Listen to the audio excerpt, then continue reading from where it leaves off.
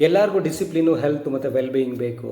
But ಕೆಲವ್ರು ಮಾತ್ರ success ಆಗ್ತಾರೆ. ತುಂಬ ಜನ ಮಧ್ಯದಲ್ಲಿ ನಿಲ್ಲಿಸ್ತಾರೆ. ಯಾಕೆ? ಸ್ಟಡೀಸು 3 ರೀಸನ್ಸ್ ಕೊಡ್ತಾ ಇದೆ.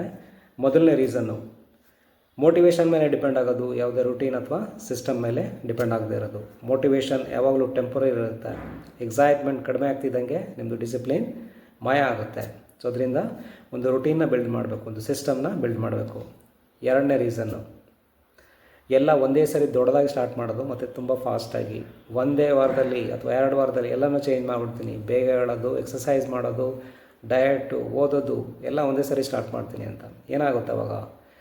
ತುಂಬ ಟಯರ್ಡ್ ಆಗ್ತೀವಿ, ಟೈಮ್ ಮ್ಯಾನೇಜ್ಮೆಂಟ್ ಆಗೋದಿಲ್ಲ. ಸೊ ಸ್ಟಾಪ್ ಮಾಡ್ತೀವಿ. ಮೂರನೇದು ಪ್ರೋಗ್ರೆಸ್ ಟ್ರ್ಯಾಕ್ ಮಾಡ್ತಾ ಇರೋದು ಮತ್ತು ಸ್ಮಾಲ್ ವಿನ್ನ ಸೆಲೆಬ್ರೇಟ್ ಮಾಡ್ತಾ ಇರೋದು. ರಿಸಲ್ಟ್ ಬರೋದು ಯಾವಾಗ ತಡ ಆಗುತ್ತೆ? ತುಂಬ ಜನ ಏನು ಅನ್ಕೊತಾರೆ, ಇದು ನನಗೆ ವರ್ಕ್ ಆಗ್ತಾ ಇಲ್ಲ ಅಂತಾರೆ. ಸೊ ರಿಸಲ್ಟ್ ಯಾವಾಗಲೂ ಟೈಮ್ ಹಿಡಿಯುತ್ತೆ. ಸೊ ಪೇಷನ್ಸ್ ಇರಲಿ ಮತ್ತು ಅದನ್ನು ಟ್ರ್ಯಾಕ್ ಮಾಡಿ ರೆಗ್ಯುಲರಾಗಿ. ಸೊ ನಿಮಗೆ long lasting permanent discipline, health, wellbeing ಬೇಕಾ? ಮೋಟಿವೇಶನ್ ಬಿಡಿ, ಒಂದು ರುಟೀನ್ ಅಥವಾ ಸಿಸ್ಟಮ್ನ ಬಿಲ್ಡ್ ಮಾಡಿ. ಅದರಿಂದ ನಿಮಗೆ